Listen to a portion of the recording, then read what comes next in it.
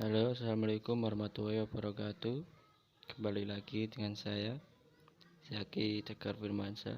Di sini saya mau mempresentasikan anatomi dan fisiologi indera penglihatan.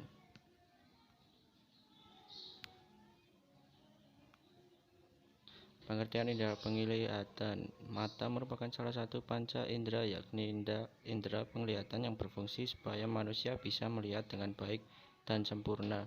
Indera penglihatan bisa mendeteksi cahaya serta mengubahnya menjadi impuls elektrokimia di sel saraf. Jika disederhanakan, indera penglihatan diibaratkan seperti mikroorganisme yang tidak akan melakukan apapun, namun bisa mendeteksi apakah lingkungan di sekitarnya terlalu gelap atau terlalu terang, sehingga cukup untuk memberikan arus pada ritme sirkadian. Struktur mata. Indera penglihatan memiliki bentuk bulat dan ada sedikit tonjolan pada bagian depannya. Namun bagian dari indera penglihatan yang terlihat dari luar hanya setengah bagian, yakni iris, kornea, pupil, sklera, dan juga konjungtiva. Saat sedang berkedip, kelopak mata nantinya akan membantu melumasi permukaan mata dengan air mata, dan indera penglihatan juga akan dilindungi oleh kelopak mata dan juga bulu mata. Kornea. Apa itu kornea? Kornea adalah bagian dari indera penglihatan, yakni bagian berwarna bening tembus pandang yang terletak di lapisan paling luar mata.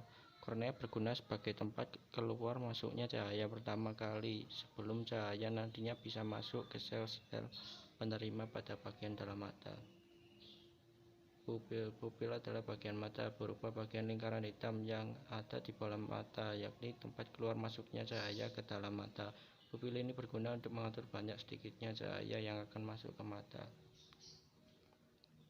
Iris juga menjadi struktur bagian indera penglihatan yang memiliki warna dan letaknya ada di sekitar pupil. Iris ini yang akan memberikan warna berbeda-beda pada mata manusia tergantung dari ras, yang terkadang juga disebut dengan selaput pelangi.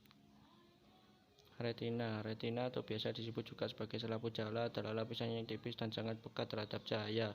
Letak retina ini ada di bagian dinding terdalam yang berguna untuk menangkap bayangan benda. Retina memiliki reseptor cahaya yang disebut dengan sel batang atau basileus dan juga sel kerucut atau konus. Sklera atau selaput putih merupakan bagian dinding putih mata yang berguna untuk melindungi struktur mata sekaligus membantu mempertahankan bentuk mata. Lensa mata merupakan bagian yang memiliki sifat transparan dan juga lunak. Posisi lensa mata ini ada di bagian belakang iris yang berguna untuk mengumpulkan serta membuat cahaya lebih fokus sehingga bayangan sebuah benda bisa jatuh pada posisi yang benar. Hal unik tentang lensa mata yang merupakan bagian dari indera penglihatan ini adalah memiliki kemampuan yang dinamakan daya akomodasi. Saraf optik yang merupakan bagian dari indera penglihatan ini berguna untuk meneruskan informasi visual dari sebuah benda yang diterima oleh retina menuju otak. Saraf optik tersebut yang akan mengetahui bentuk sebuah benda yang kita lihat. Ketika saraf optik tersebut rusak, maka inilah yang menyebabkan manusia tidak akan bisa melihat. Koroid merupakan dinding mata yang berguna untuk menyuplai oksigen serta nutrisi ke bagian-bagian mata yang lainnya, terutama retina. Koroid ini umumnya akan berwarna coklat agak kehitaman atau hitam, dan warna ini berguna supaya cahaya yang sudah diterima tidak dipantulkan lagi.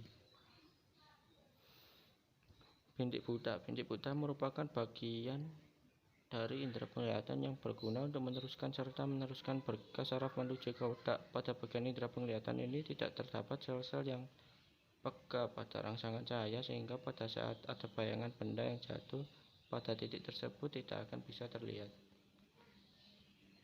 Cara kerja indera penglihatan. Proses pertama dari cara kerja indera penglihatan berawal dari pantulan cahaya yang berasal dari benda yang masuk ke dalam kornea. Cahaya tersebut akan ditangkap mata lalu diolah kembali oleh beberapa bagian mata sesuai dengan fungsinya masing-masing. Informasi yang sudah didapat tersebut kemudian akan dikirim ke otak sehingga benda bisa terlihat. Berikut akan kami jelaskan urutan cara kerja indera penglihatan selengkapnya. Cahaya akan dipantulkan benda yang sudah ditangkap mata lalu menembus kornea serta diteruskan ke pupil, dan kemudian intensitas cahayanya akan diatur. cahaya akan diteruskan menembus lensa mata. Kemudian daya akomodasi lensa mata akan mengatur supaya cahaya jatuh tepat pada bagian bintik kuning. Bintik kuning nantinya akan menerima cahaya lewat sel kerucut serta sel batang, kemudian akan disampaikan ke otak. Informasi kemudian akan diolah otak dan akhirnya kita bisa melihat wujud dari benda tersebut. Sekian, terima kasih. Wassalamualaikum warahmatullahi wabarakatuh.